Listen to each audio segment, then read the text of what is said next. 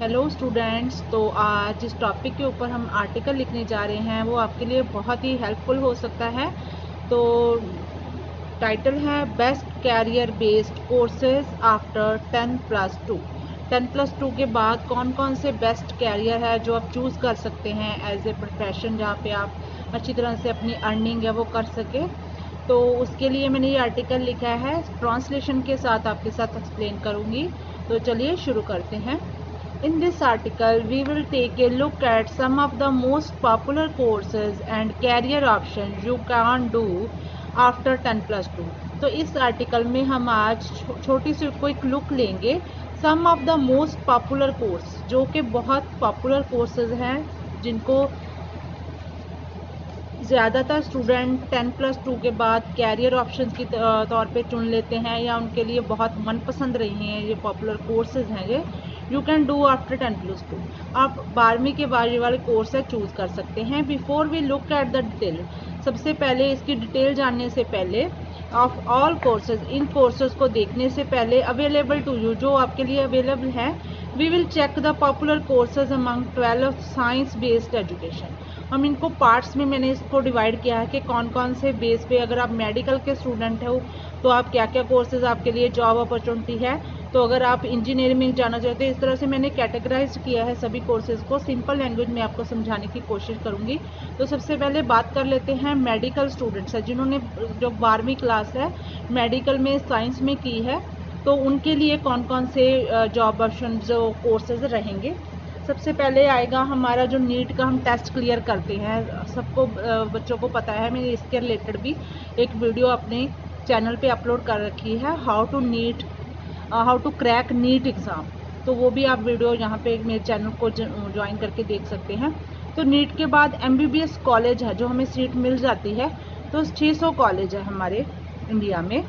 तो BSc college हैं वो उनकी गिनती है 4000, जो BSc नर्सिंग वगैरह में जाना चाहते हैं।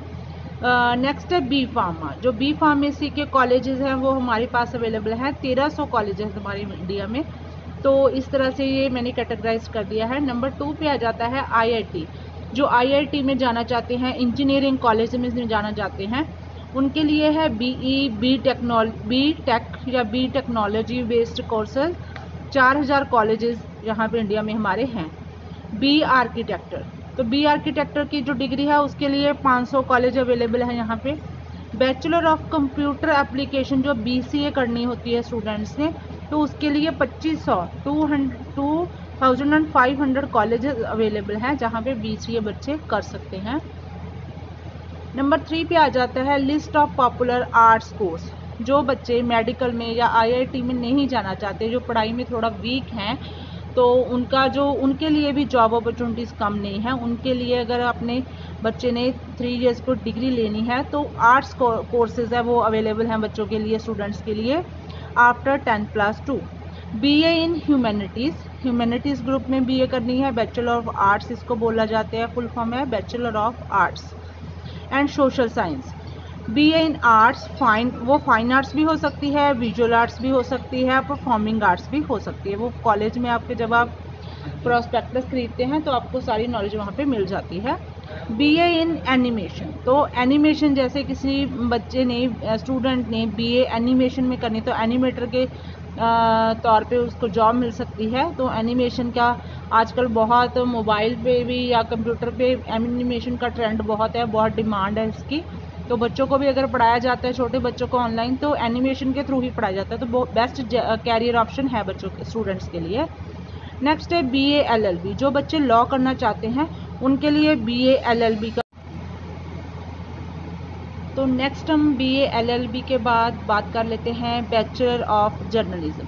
जो बच्चे जर्नलिज्म में जाना चाहते हैं, मीडिया में जाना चाहते हैं, उनके लिए bachelor of mass media, bachelor of journalism की डिग्री है, जिसको BJ बोलते हैं जी, या फिर BMM बोलते हैं। इन कॉमर्स कोर्सेज, नेक्स्ट है कॉमर्स कोर्स, जिन्होंने कॉमर्स करनी है तो उनके लिए BCom in accounting and commerce.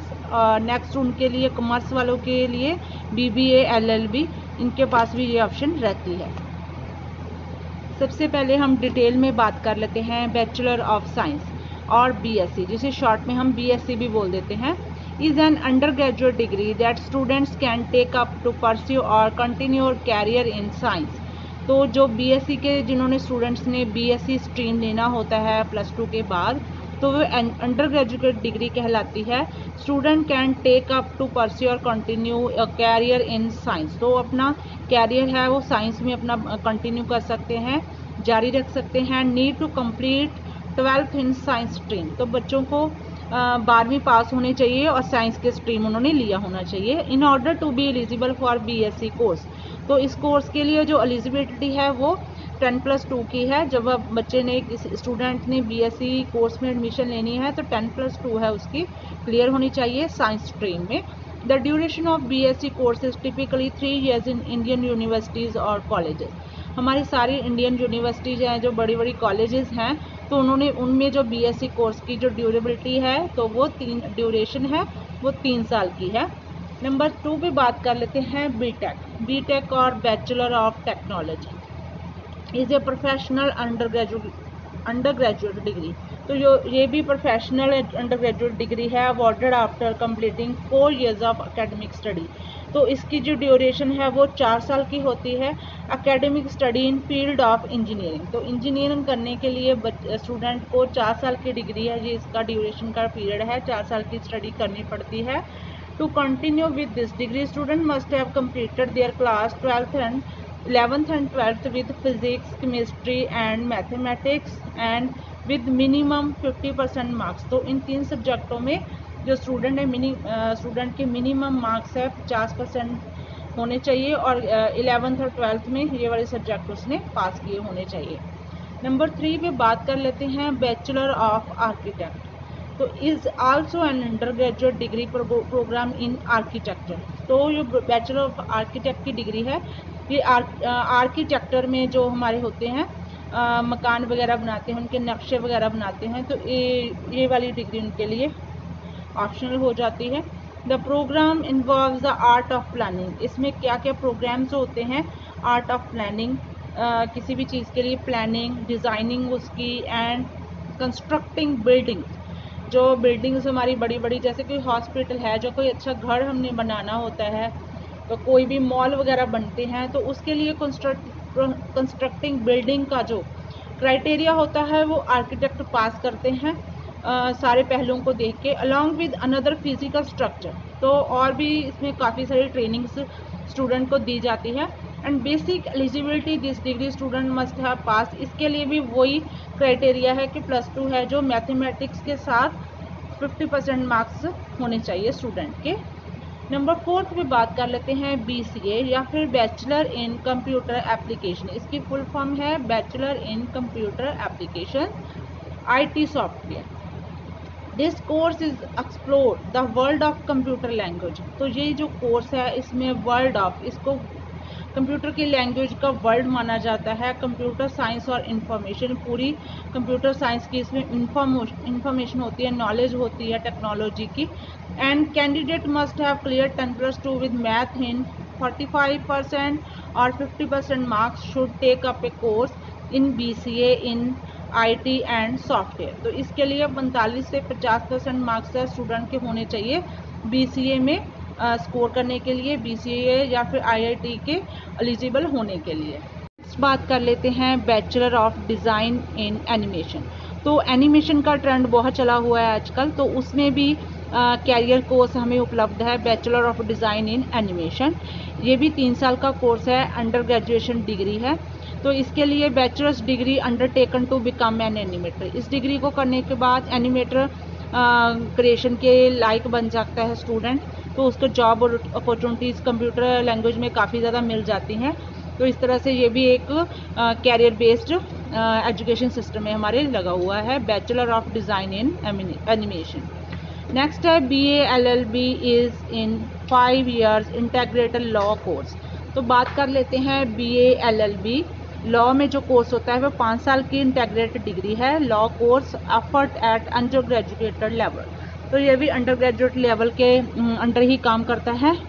Student need to clear 12th with minimum required percentage. तो 12वीं पास होनी चाहिए, जो मिनिमम रिक्वायर्ड परसेंटेज होती है 50% की. and duration of this course of BA LLBs in Indian college and university is typically 5 years. तो हमारी इंडियन यूनिवर्सिटीज़ हैं, कॉलेजेस हैं, वहाँ पे ये 5 साल की डिग्री है with combination of study of business and administration and law. तो इसमें कॉम्बिनेशन क्या क्या है? Study of business, administration and law.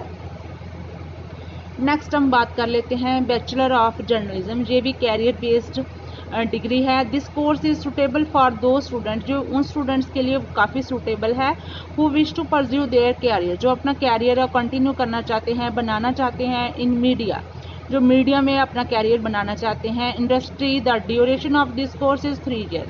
तो इस डिग्री की जो ड्यूरेशन है, समय है, 3 साल का है। The basic eligibility criteria for this course is 10+2 and aspirants or candidate must have a keen interest in print, electronic and online media। तो जो कैंडिडेट है या स्टूडेंट है उसका जो इंटरेस्ट है किस चीज़ में होना चाहिए? प्रिंट मीडिया में, इलेक्ट्रॉनिक मीडिया में एंड ऑनलाइन मीडिया में, to build their career in mass communication और मीडिया इंडस्ट्री में। तो इस दुनिया में अपनी पहचान बनाने के लिए इस डिग्री को कंप्लीट करने के बाद अपना कैरियर बना सके, तो उसके लिए मास कम्युनिकेशन और मीडिया इंडस्ट्री की नॉलेज फुल होनी चाहिए स्टूडेंट को, तभी इस कोर्स को करने का फ़ायदा है। So these are the basic courses of best career option. तो जो मैंने आपको ये कोर्सेज बताए हैं बेसिक कोर्सेज हैं, बेस्ट कैरियर ऑप्शन हैं, इनमें स्टूडेंट आगे चल के अपना कैरियर चूज़ कर सकता है। You have to choose according to your choice. तो आप इस नॉलेज से अपनी चॉइस के अकॉर्डिंग इन कॉलेजेस को, इन यूनिवर्सिटी में इन कोर्सेज को आप चूज़ करके अपना कैरियर शुरू कर सकते हैं, अपनी स्टडी शुरू कर सकते हैं, ताकि फ्यूचर में आपको आसानी हो जाए। तो मिलते हैं एक नई वीडियो के साथ, नए टॉपिक के साथ। Till then take care and please share and subscribe my channel education point.